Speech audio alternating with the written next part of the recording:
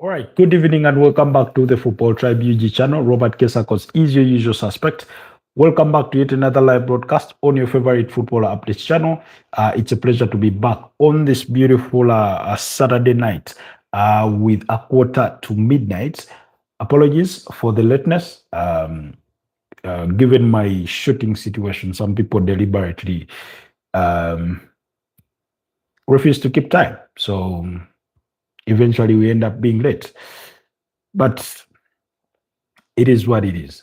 It is what it is. So, anyways, as we speak, Tottenham Hotspurs are 2-0 down against Fulham. Those two goals coming very early on in the first half, with one coming in the fourth minute of the game, while the other came, I think, just about 2 minutes later. That was Kevin Tete and Harry Wilson the goal scorers, with Samuel Chikwueze and Joshua King providing the assists respectively.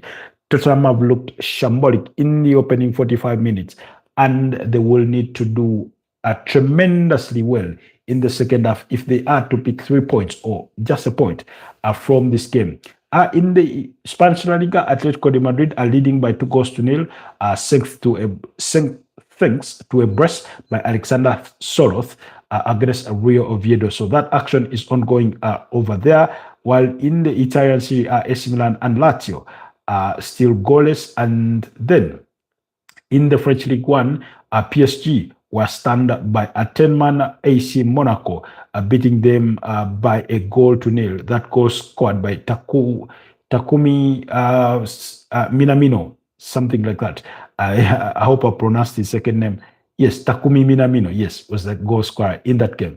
So really, and by the way, for Spurs, Samuel Chukwueze hit the upright, and they had the moment where Mickey van de Ven comes to the rescue with a very, very brilliant tackle. So they could have easily been 4-0 down, but only Fulham will have themselves to blame for not extending that lead so far. And then Igor Thiago has continued with his brilliant form at Brentford with a brace today. We'll be looking at that. And then Sunderland had to grind it out to win against Bournemouth, while Manchester City survived narrowly that Leeds scare. They survived narrowly that Leeds scare that could have seen them drop 2 points. But Phil Foden decided that they were to walk away with all 3 points, and they did just that. So we'll be reviewing all that. So for those of you that are just joining us, kindly like the broadcast, but also consider subscribing to the channel. In case you're new here, my name is Robert Kesakos, and I do come to you live from Kampala, Uganda. That's where we are streaming live from. And like I said, it's only 12 minutes to midnight right here within the capital. Somebody says, this is Jack, says hi. Hi, Jack. How are you doing, my brother? Good to have you on the broadcast. Jack of all trades. Oh, Jack of all trades. Oftentimes I've described myself as such in the work sphere or workspace because of the multiple kinds of work that I do, But thank you so much for being part of, this broadcast. Kayla, is it Kayla Abubakar? Hi, how are you doing? Good to have you. Oh, Jack of all trades says, I'm a girl. Oh, apologies, my dear. Apologies. Please accept my sincere apologies for that. I took only Jack. I had not read it wholly as it is, Jack of all trades. Now that I read it, I know it means it has nothing to do with the gender, but perhaps the definition of how you define yourself. But yeah, the first half has ended for that game between Tottenham Hotspurs and Leeds United. With Fulham. With Fulham leading by 2 goals to nil. I do not know why I keep mixing, some of these teams. But please, excuse me. So, okay. I don't know. I keep getting all these notifications. Jesus Christ. I'll find them when I need them. Jesus Christ. Apologies, guys. I was checking something on my secondary device because, keep getting a ton of notifications, those that I am aware of and those that I don't think I should be aware of. Anyways, that's the nature of it. Okay, as Jack of all trades says, apology accepted. Good, good, good. Are you a football fan? Where are you joining us from? Then Moises, is it Moises Mercedes? Sorry, Moises Mendes. Yes, Moises Mendes 4396 says hi. Hi, Moises. Where are you joining us from this beautiful evening? Do let me know down in the comment section.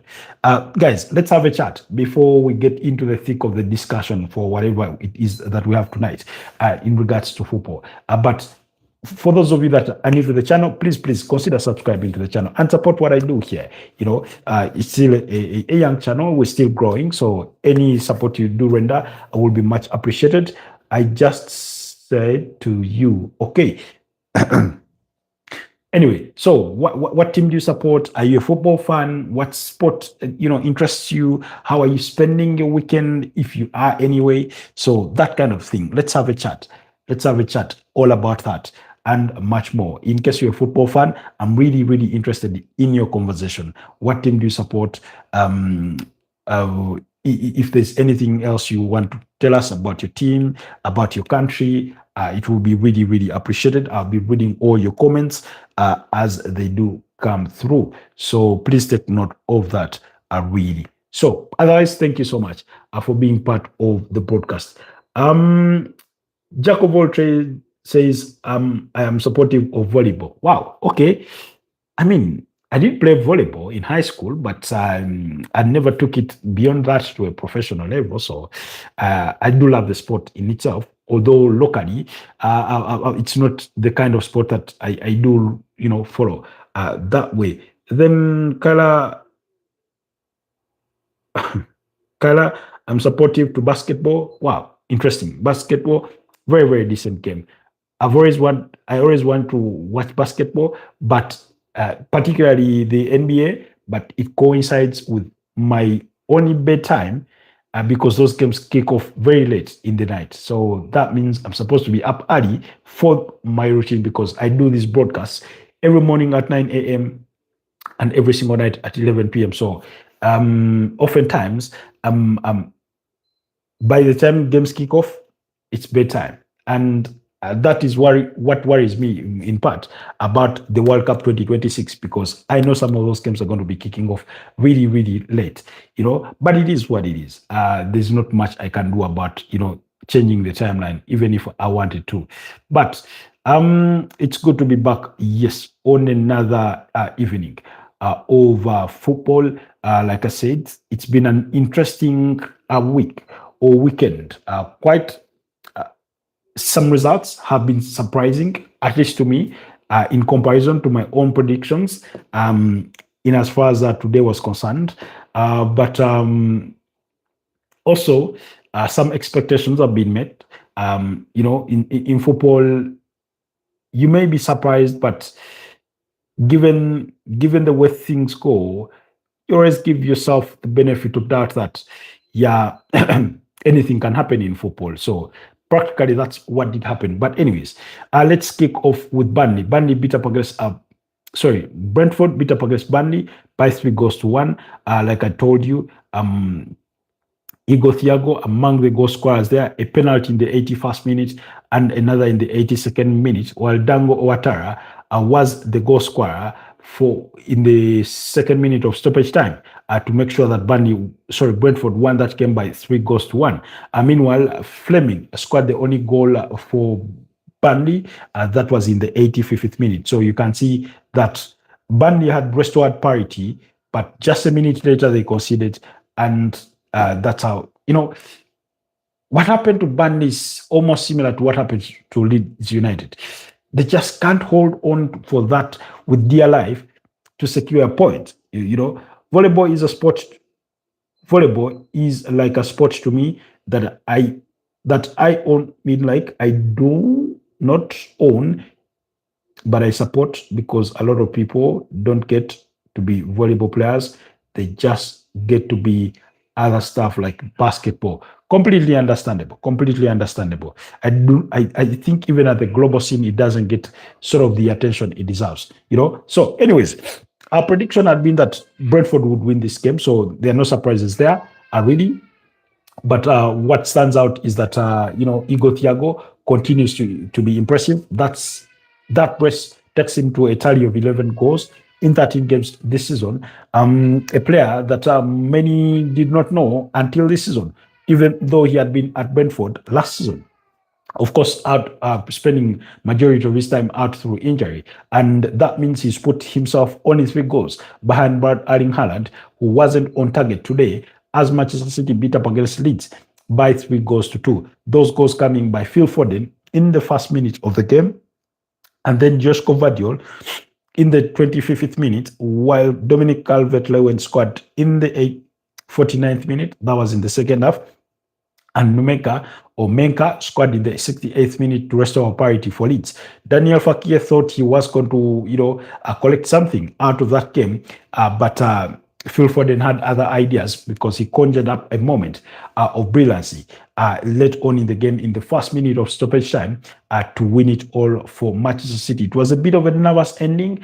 You felt Manchester City had to kill some time with a tactical injury there for Gianluigi Donnarumma because Leeds have become something else, So, but nonetheless, the circumstances won't matter. What will matter is that Manchester City walked away with all 3 points.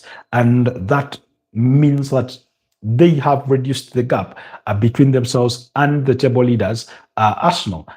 Remember, prior to the start of that game, their point difference was 7 points. Now they've managed to reduce it to a mere 4 points.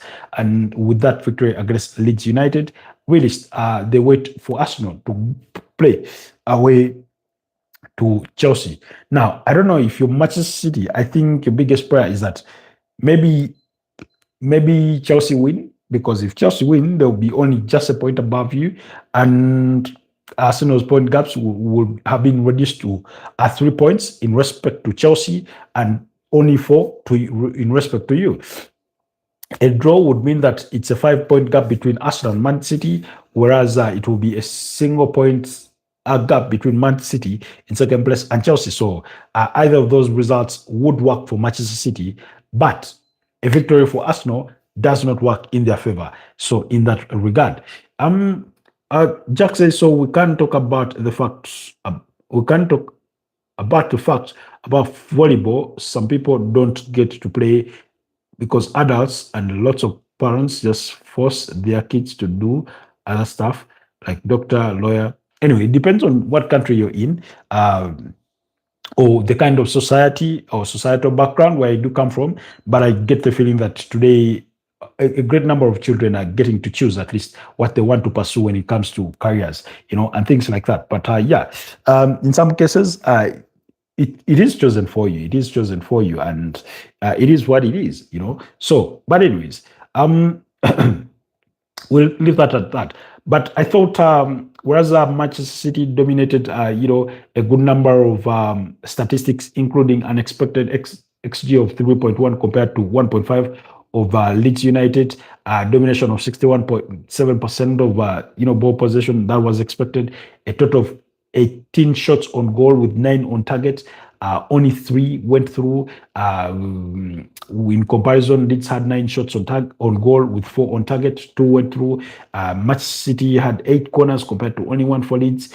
Leeds, had 6 saves. So really, Manchester City were the overall dominant side of the team, and I would say they deserve to win, but because they deserve to win because they won, not because they were miles apart with Leeds. When you look at when you actually watch the game, they weren't that miles apart really. So based on what Leeds had been able to do, coming from 2 goals down to restore parity, I did feel for one that they deserved a point in that game. But like I said, small team mentality.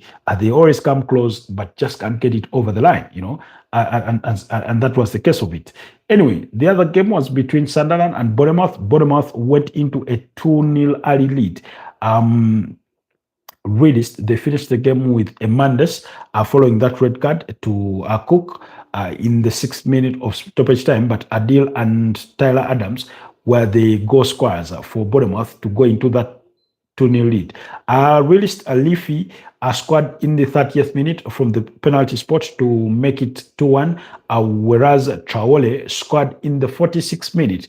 That was in the second minute of the second stanza to make it 2-2. And then, of course, Broby in the 69th minute is his goal turned out to be the match winner for Sunderland as turned out to be the match winner for Lee Brice's side as they moved fourth of the standings of the Premier League with 22 points. Who would have thought at the start of the season that Sunderland would be in this position? That Sunderland, who literally had an overhaul of a squad in terms of bringing in new players, would be in this position, that they would have picked a draw against Arsenal, that they would have beaten up against Chelsea, that they would have taken points off of Crystal Palace, and things like that, really. Who would have thought that? I do not think I would have myself. But I thought they've been really, really impressive in the way they've behaved, in the way they've applied themselves, that diehard sort of mentality. And again, they're yet to lose a game at home. And when I saw that 2-0 lead for Bournemouth, I sort of feared for them because Bournemouth on a good day can be a hard nut to crack. But again, mid-table teams, when they do meet up with each other, they sort of let loose. They play open-ended games, and that's how they end up conceding plenty or scoring plenty of goals, depending on who gets the advantage over the other. But when they come up against the big boys, they play with the low blocks and defend really, really deep. And, things do not, they make it really tough for big teams. And yet, on a given day, they get literally wipe the floor with when they come up against among their peers, and I thought this comment is worth reading. It came from Doggy somebody called Doggy Critchley on X. He said the Sunderland side that got promoted through the championship playoff final, remember they beat up against Sheffield United by 2-1, cost less than £10 million to assemble. It had finished a distant fourth in the championship. It was filled with players signed in League One. To rebuild an entire first team squad, land a number of players with serious European experience and lead them to 22 points after 13 games, really beating Chelsea and beating Bournemouth and taking points off sides, including Arsenal, Aston Villa, and Crystal Palace along the way. I genuinely think it's one of the most impressive, feats of recruitment I've ever seen in my entire life. I mean, he couldn't have stated it any better. Like I said, bringing in the likes of Granit Xhaka, Traore, Noah Sadiki, and all those players that they managed to bring in was really, really impressive. But for me, the most impressive thing, because bringing them is one thing, and then getting them to play as a team is a whole different story. For the manager to be able to galvanize them to, play as a team is usually no easy task for any manager. So really, I must commend that one. Meanwhile, the second half is getting underway between Tottenham Hotspur and Fulham. Like I told you, Tottenham Hotspur went into halftime with 2-0 behind. So what Libris has done, has been really, really impressive. Now, of course, they're going to come up a huge test because within their ranks, they have a couple of African players, about 5 or 6 thereabouts, who are going to be leaving the club during late December through January to come and play in the Africa Cup of Nations that kicks off on the 21st of December, that is going to be hosted in Morocco. So depending on how far their teams go, it could have an impact on how the team performs. But I do not think, because the advantage then for them is that they won't miss so many games. Possibly you get to miss about 4 games really. And for a team like Sunderland, who are if we're being honest, I do not think confidently pursuing the Premier League title. It's a knockoff that you can take. It's a knockoff you can take because at most the tournament takes 1 month, and remember the FA January also have the FA Cup, so that means that you get to take a break away from the Premier League in that sort of context. So anyways, we'll wait and see how it will impact them. Apologies, guys. I'm struggling with the cold, so please indulge me when my voice is not at its best, or when you hear me sort of sniffing and sneezing in the course of this broadcast. But yeah, I wanted to to highlight that from Sunderland. But like I said, they've been really, really impressive. They're an impressive side. When you look at when you look at the squad, the goalkeeper Rofis, the Relete in Ballard came through the ranks at Arsenal, Mandava, Mukele, Granit Xhaka, Noah Sadiki, Leafy, Traore, Talaubi, Isido. When you look at their bench, players like Simon Adingra, Romain Mundo, Mayenda, Chris Riggy, Brian Robbie, who came off the bench to score. I mean, they're decent sides. Even though they're decent side, you would not have predicted that they would be at or in this position of the Premier League table after 13 games. But they continue to impress. Then the mid-late kickoff game was between Everton and Newcastle blew away Everton. One, they scored a very early goal in the first minute, which I think totally destabilized that Everton side. And then while Everton were looking to wake up from their slumber, Miley scored, because it was Malik Thiaw who scored in the first minute to make it 1-0. And then Miley, I think is he called Lewis Miley? He scored to make it a 2-0 at the time. And then Nick Voltmada scored in the 45th minute to make it 3-0. That was just in the first half, So they come back in the second half. I think they thought they had pulled one back. Before they pulled one back, they conceded the fourth. Again, Malik Thiaw, I think, was it... I'm trying to remember who floats in that decent, very, very decent ball for which he heads onto. First of all, I must acknowledge that Everton did not defend well.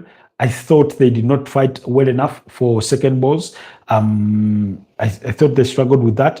Everything they did right against Manchester United, they did not do today. So yes, that ball from Lewis Hall, it was just brilliant. It was just brilliant. Sweet delivery that Malik Thiaw heads home in the 58th minute to make it 4-0.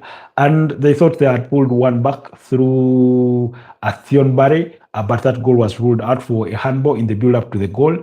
And then, of course, in the 69th minute, Keenan Drisbury Hall scored what turned out to be a mere consolation for the Toffees as they got hammered by 4-1 by the Magpies at home. And I thought that very early goal gave Newcastle a lot of confidence because we spoke about this Newcastle side who needed to bounce back from that 2-1 defeat against Olympique Marseille in as far as the UEFA Champions League was concerned. But this is their second consecutive victory in the Premier League, having beaten up against Manchester City the prior weekend, by 2-1. So that means they've scored 6 goals and conceded only 2 in the last 2 games. So it's really, really been impressive for Newcastle, a team that has sort of struggled this season to win games away from home, but also to be a bit consistent in as far as the season is concerned. So I really, really thought that result is really, really impressive, bearing in mind that we have midweek games that I will be bringing you to the know subsequently in terms of match day 14 of the Premier League. So we're going to, it's match day 13 right now. midweek match day 14, and over the weekend match day 15. So that's how quick or thick and fast that fixtures are going to be coming your way in as far as the Premier League is concerned.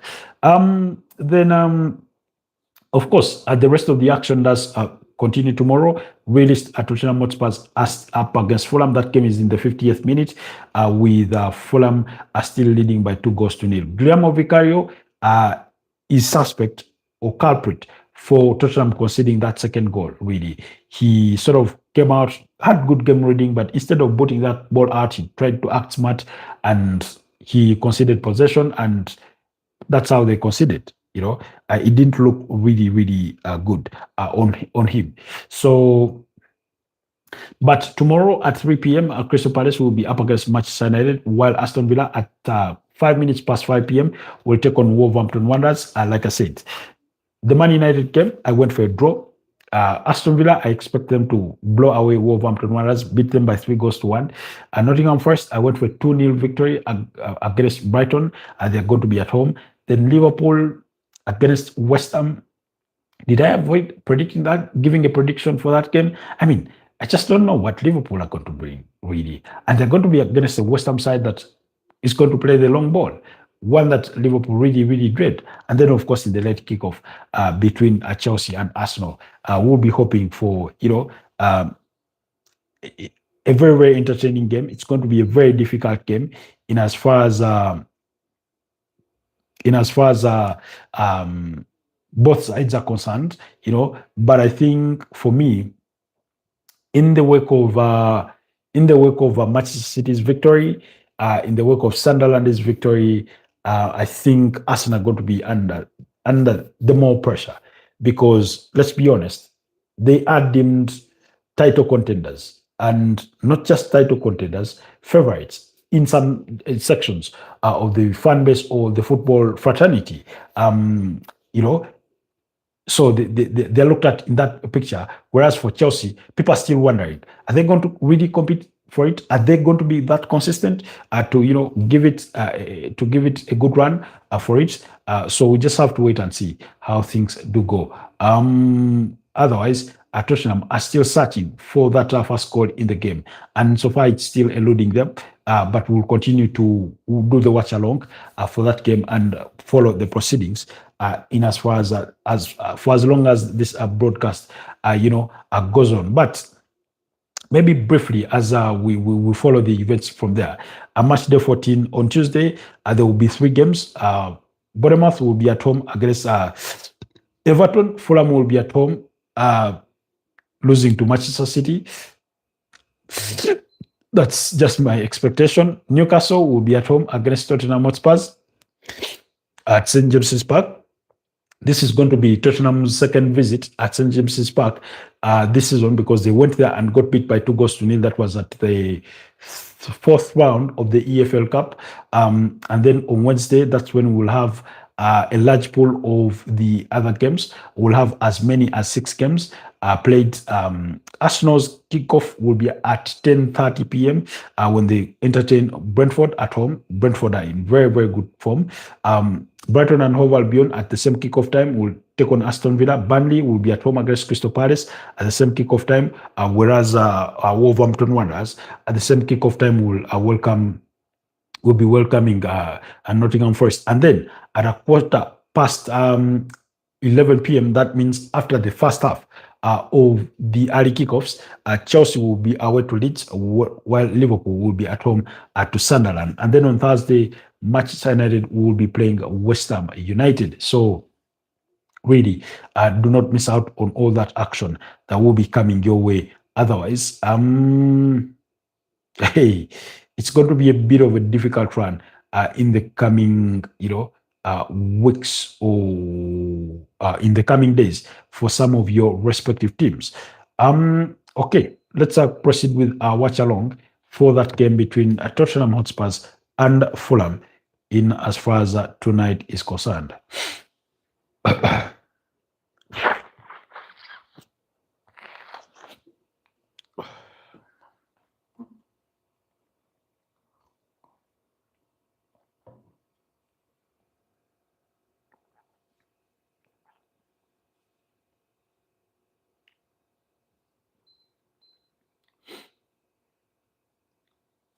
Tottenham are looking to make some changes to better their fortunes in this game.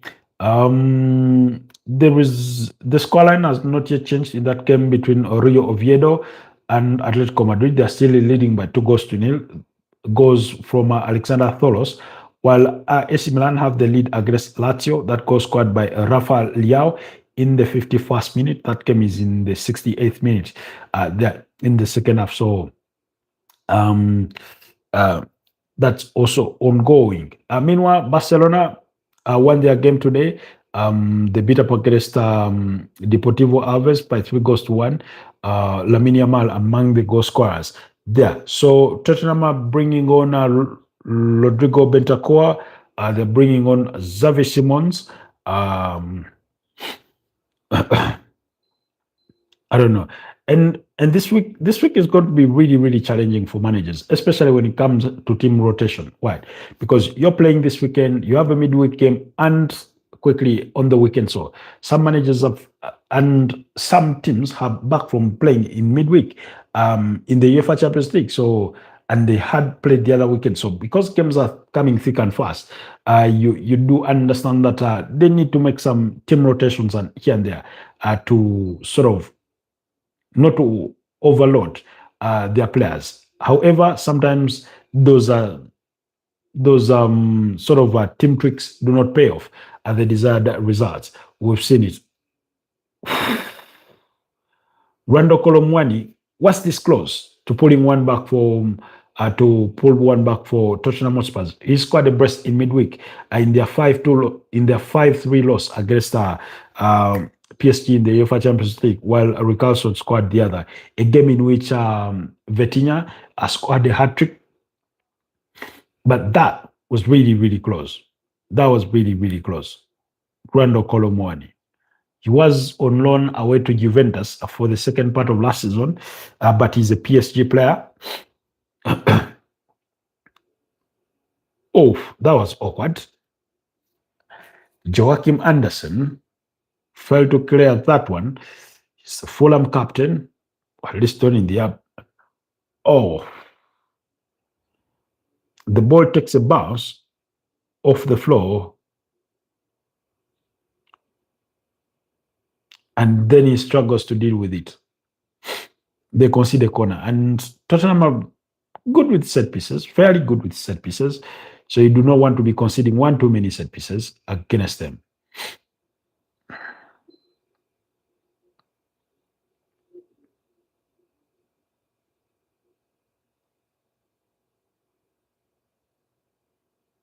The best of deliveries from Muhammad Kudus.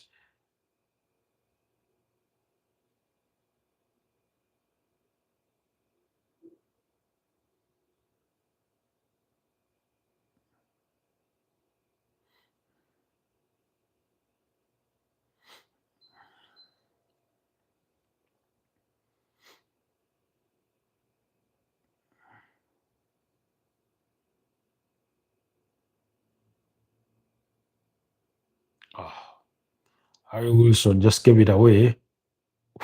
And it's 2-1. Muhammad Kudus pulls one back for Tottenham Hotspurs. Strikes the ball sweetly on his left at the near post. Goalkeeper tries to deal with it, but can only parry it into the roof of his own net.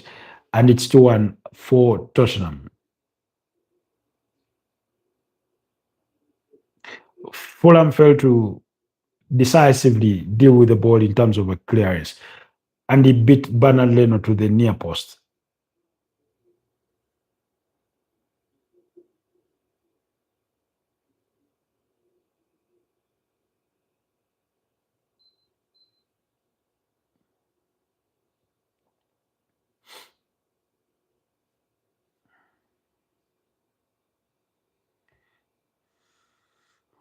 We're into the 61st minute of that game, but my feed is a couple of seconds, if not a minute behind, so do bear with me on the updates.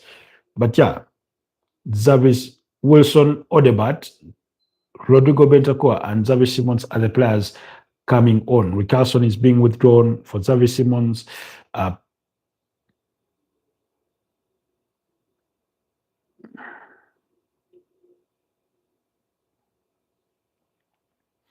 Paulinha withdrawn for Bentancur and Gray withdrawn. I still have a feeling that Tottenham can get back into this game and possibly even win it. My prediction had been a 2-1 victory for Tottenham Hotspurs, but so far it hasn't worked out the way I'd hoped. But there's still time for them to, you know, bounce back and win. Go ahead and win this game. We already seen today Sunderland went 2-0 down against Bournemouth, and they came out on top. So still have close or slightly under an hour. Sorry, half an hour to play.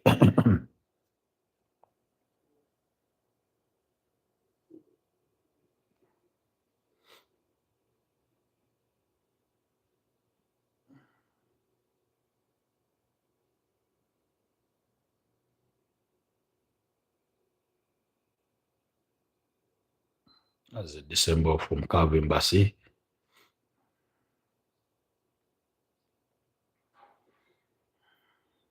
Fulham is one of those teams that has sort of a bit of a narrow squad that have struggled with injuries coming into this game. The likes of Rodrigo Muniz is out through injury. Uh, one of two strikers that they have alongside Raul Jimenez, who I think turns 35 in January. Then Emily Smith Rowe has sort of gone under the radar, to be honest. Uh,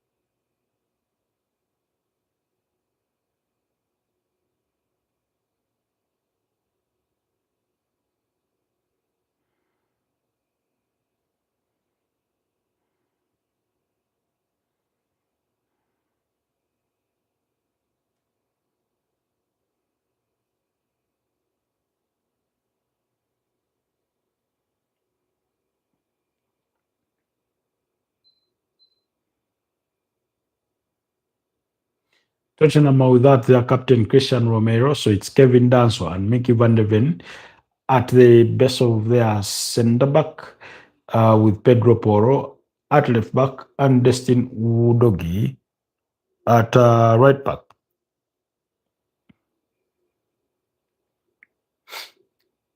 I don't know why Fulham are according Muhammad Kudus a lot of space down the right wing. I don't know why they're doing that. You can't give him space to receive the ball, especially, especially for a player that is good at dribbling, especially for a player that has the speed, or pace.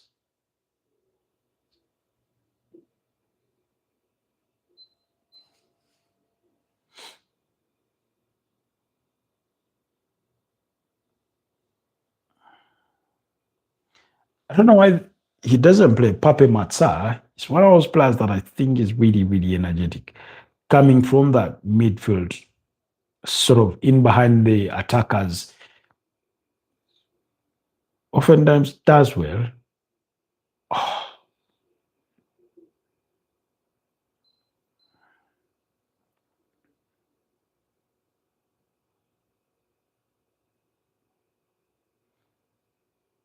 Fulham are not even fighting for these balls anymore.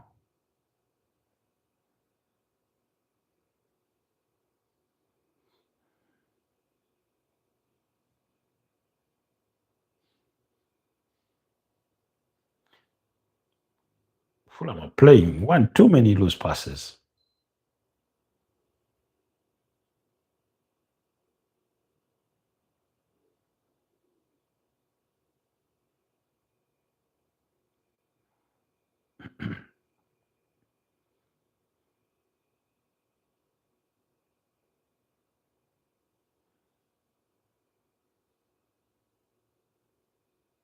Fulham are making changes of their own, bringing Sasa Lokic and Emil Smith Rowe, players that are coming on. I don't know who will be paving the way, but they could really, really use some fresh legs.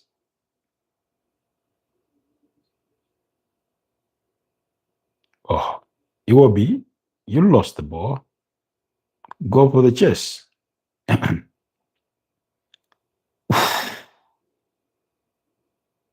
Service Simmons, how did he miss from close range? Beautiful cutback of a cross from Pedro Porro, right at Joachim Anderson with the perfect block.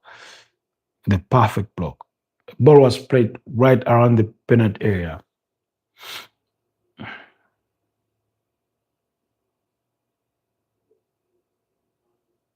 Oh, that was a goal line clearance.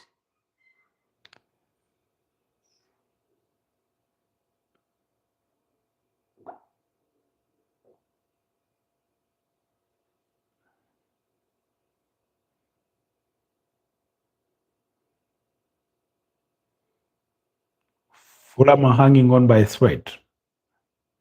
Otherwise, it's one-way traffic. It's all one-way traffic.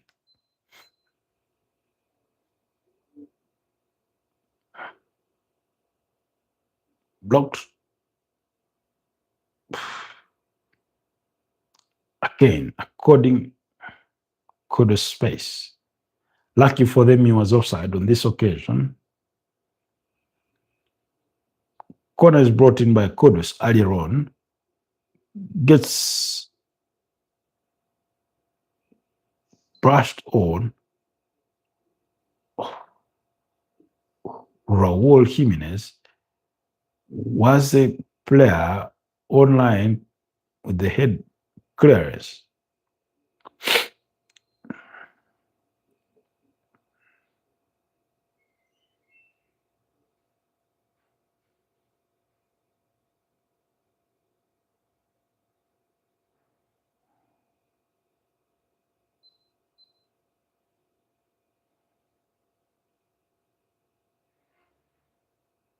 Harry Wilson and Joshua King are the players withdrawn.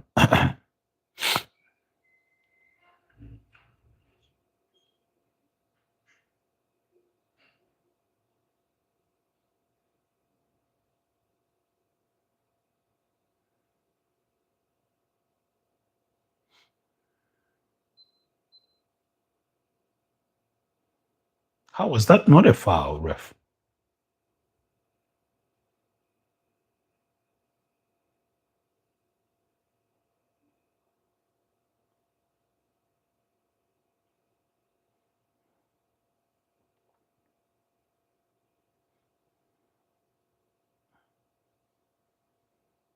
That one goal for Spurs has given them, I don't know, a lot of motivation. They're fast down the ball. They're fighting for, balls.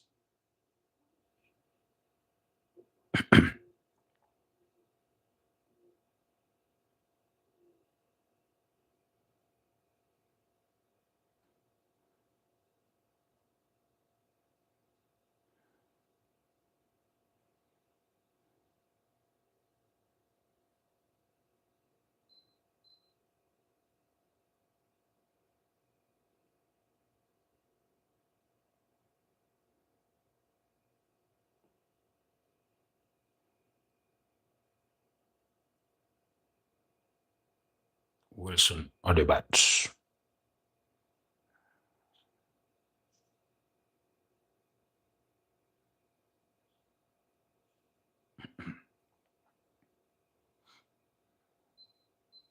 Xavi Simons is one of those players that have struggled to have impact in his team. Very capable, very talented with both legs.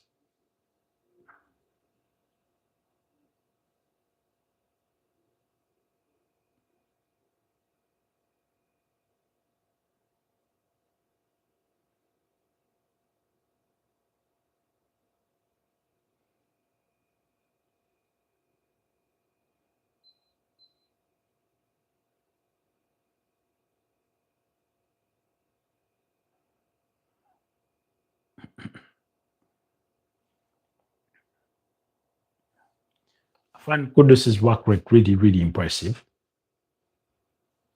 Really impressive. But I feel he's being accommodated so much space to get on the ball.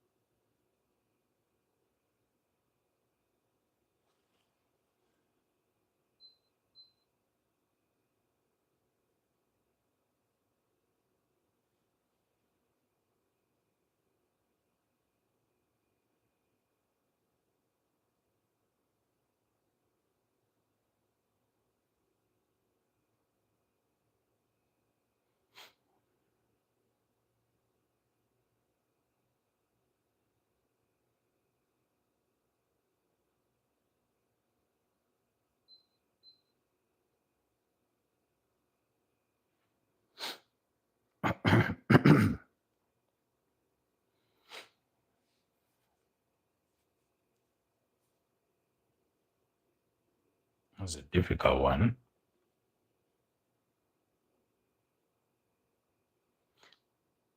Has Emre Smith Roy gotten himself on the ball?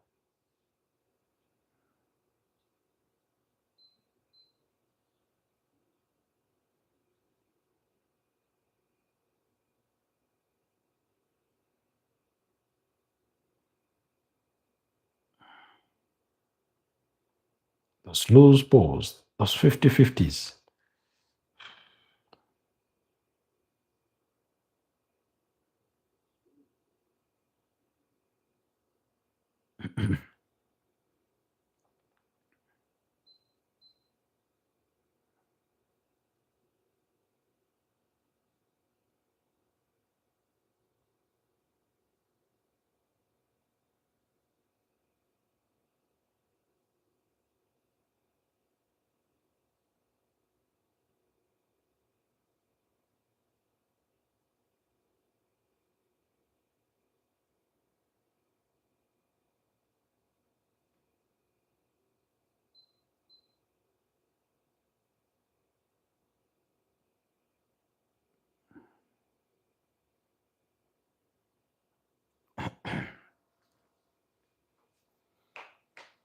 That's the first instance with Sessegnon and Smith Roy that I've seen in a bit of time for Fulham getting into the Tottenham Hotspur box area.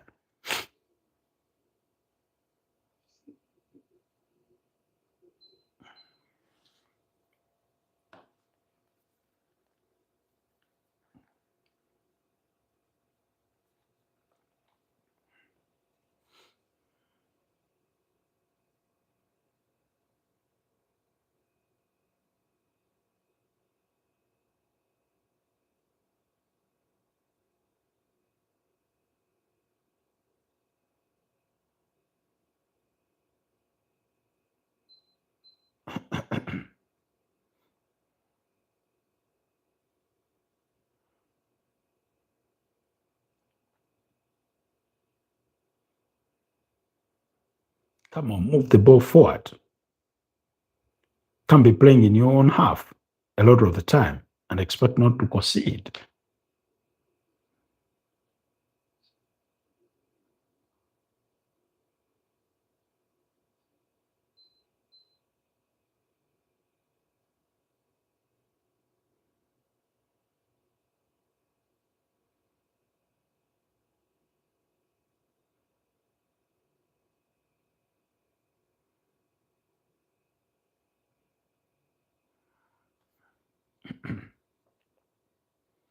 We're into the 76th minute of the game.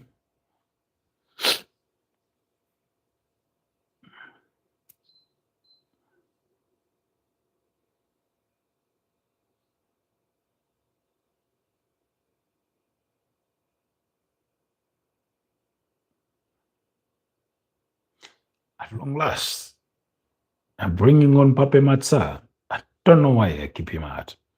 He's such an energetic player.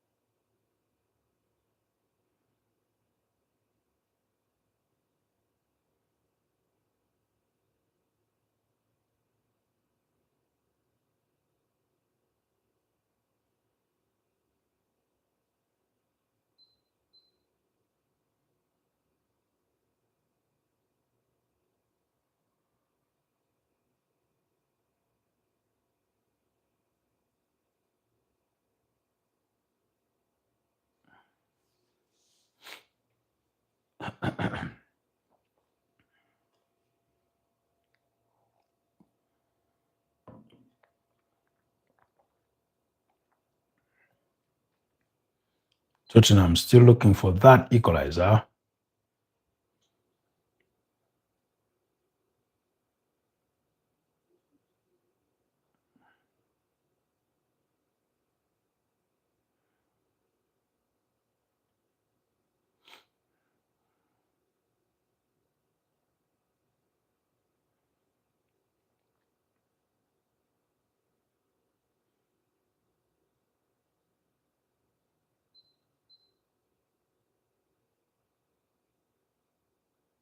Lucas Parkville withdrawn for Pape Matza.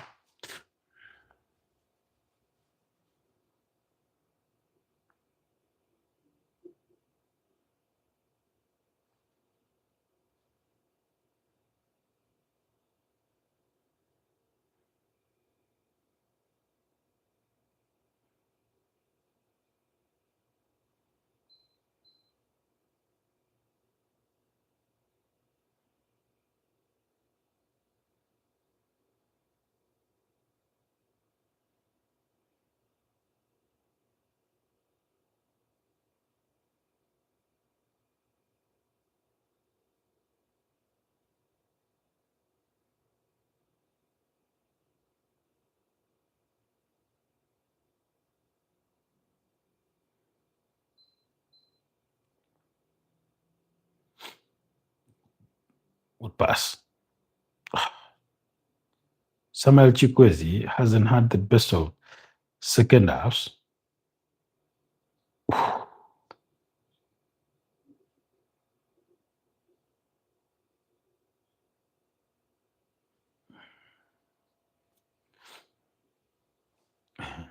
Decent ball.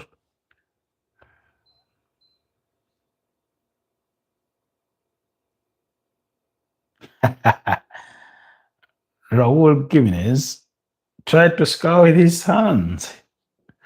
Decent cross brought in, but just had a lot of pace and height to it. To so much so to above his own taste, but very, very interesting. And it gets booked for that. Isn't it funny how players get booked for stupid stuff or things?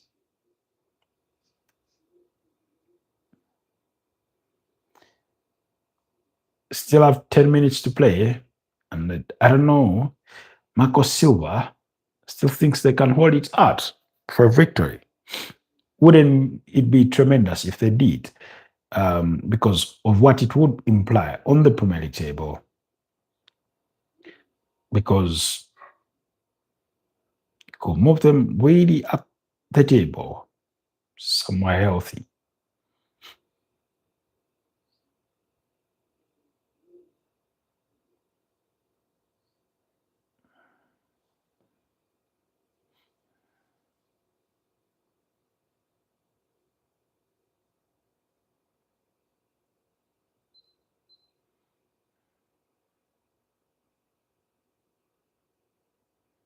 Samuel Chikwezi being withdrawn.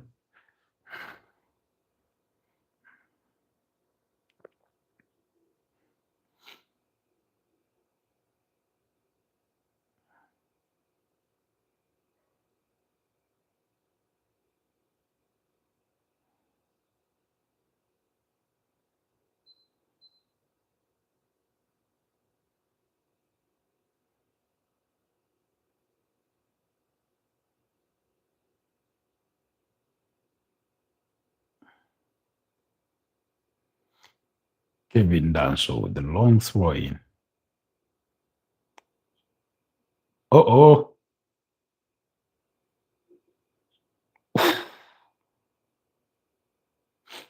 Rando Colomwani attempted a back heel earlier on and it did not pay off. It just did not pay off.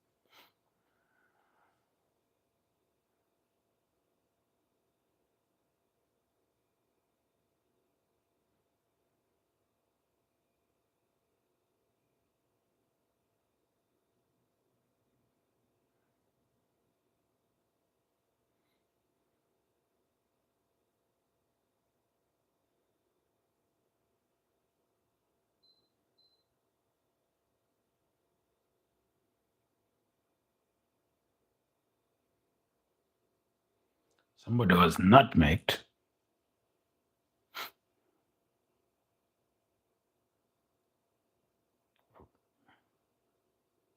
Sasa Lukic has had a fairly decent game ever since coming on.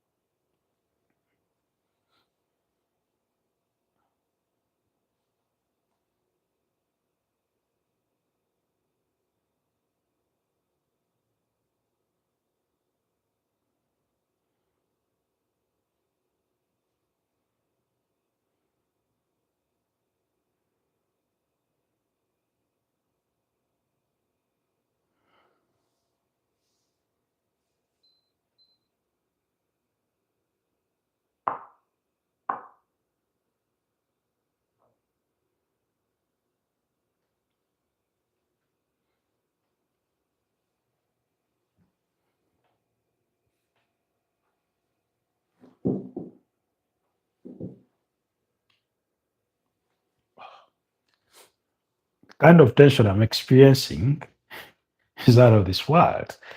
Anytime my chair will snap, and it's not a comfortable slot to be in, if we're being honest.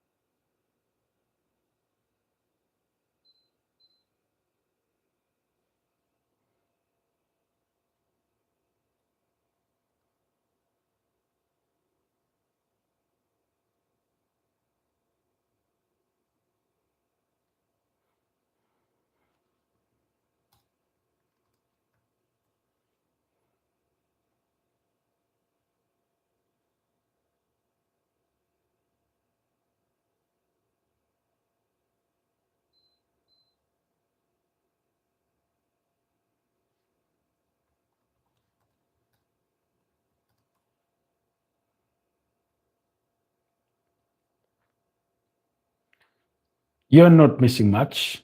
When I keep quiet, usually means you're not missing much. So indulge me as we draw closer. We're into the 89th minute, and it's still 2-1 in favor of Fulham.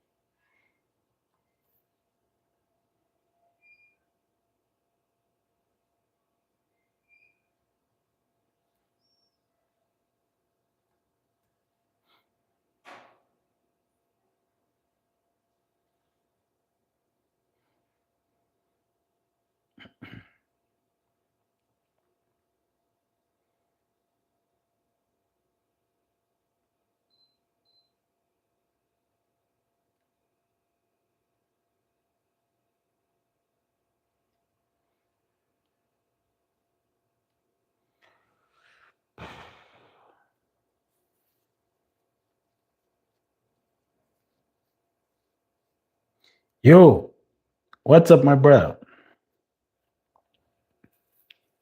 Yanite? Yanite, how are you doing? Kindly like the broadcast. If you're just joining us, we are doing the watch along for that Tottenham Hotspur game against Fulham, and we're into the 90th minute, and it's still 2-1 in favor of the visitors who got both goals in the opening half of the game. And yeah, Daniel Tuton, how are you doing? Of course, Daniel, I do remember you. I do remember you, Daniel. I hope you're doing well. How have you been?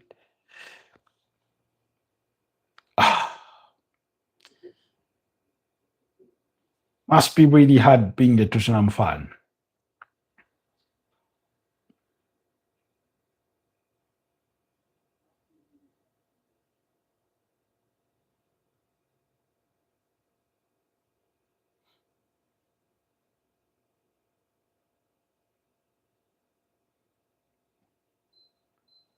How am I doing?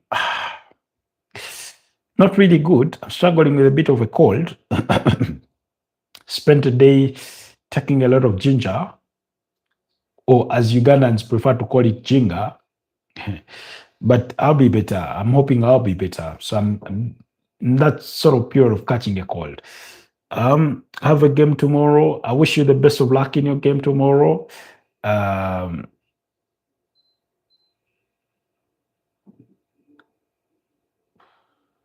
ah,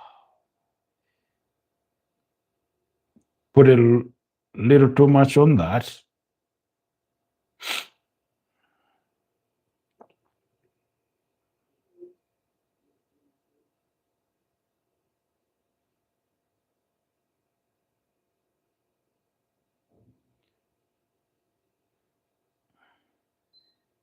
Oh, hold on. I, I still do that. Um, Daniel Tuton plays at the Saints Academy, and he says, "I have this season. I have 18 goals. Congratulations! Are you the top scorer, or you are among the top scorers?" Sometimes depending on what grade or level you're playing at, some players are capable of scoring six in a game. So I'll be interested in knowing where you stand among, the top scorers. But that's really, really brilliant. Keep up the good work.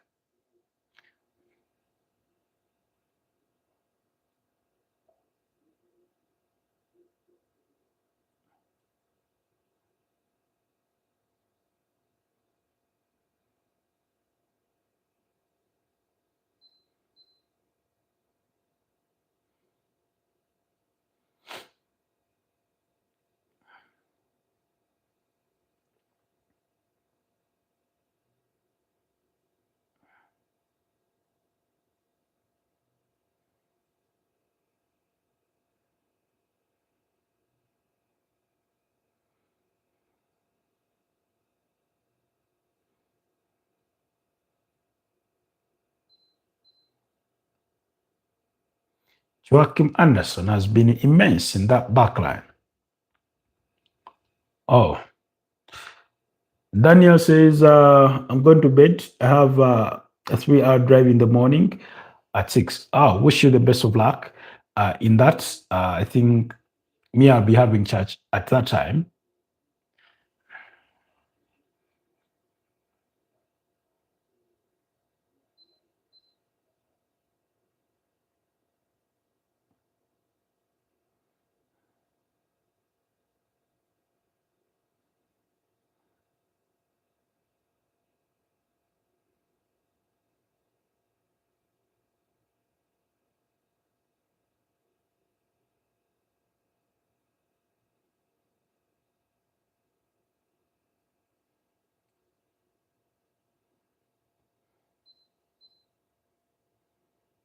Exactly. We're now waiting for that final whistle, and Fulham will have walked away with all 3 points if they don't concede a very, very late equalizer. If they don't concede a very, very late equalizer, then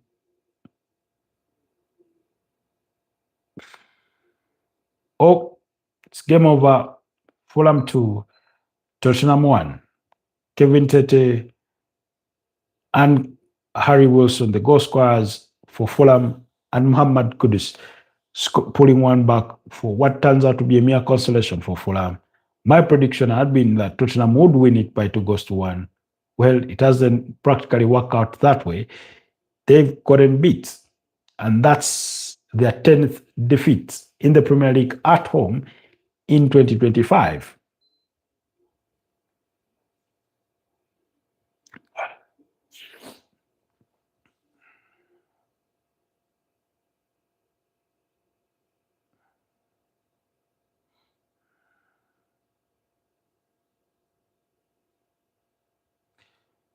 Let's see what the implications of that are on the Premier League table, because it means that Tottenham have slipped into 10th, have already slipped into 10th following victories for Brentford.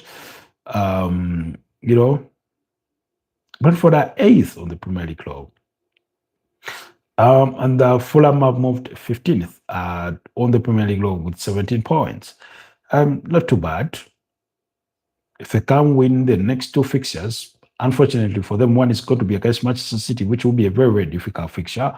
But if they were to win their next 2 games, they could rise as high as 23 points. And with 23 points, you rest assured of almost being within the top 7 by then, or top 6, possibly, depending on how results go for the others. But the next league outing is going to be against Manchester City. We'll wait and see how that will transpire, how that will go about. But they entertain Manchester City on Tuesday. Going to be a very, very difficult game at Craven Cottage for them. But I think they should just go watch those clips from the Leeds United and perhaps take a few lessons here and there. Meanwhile, Sunderland is equally going to have it tough. They play away to Liverpool, and I think they also play away to Manchester City in their next 2 games. Going to be very, very difficult. The next game after playing Manchester City will be at home against Crystal Palace. That will be a London derby for Fulham. So another really, really tough test there. Anyways, guys, allow me wrap this one up here. Thank you so much for everybody that has been part of the broadcast. Daniel Tuton, Jack of all trades, Kayla, who else? Yanite, and who else? And every single one of you that managed to catch the broadcast. I wanna call it tonight and wish you a blessed night. Let's catch up tomorrow at night at 11 p.m. East African time. And that's it for me. Bye-bye for now.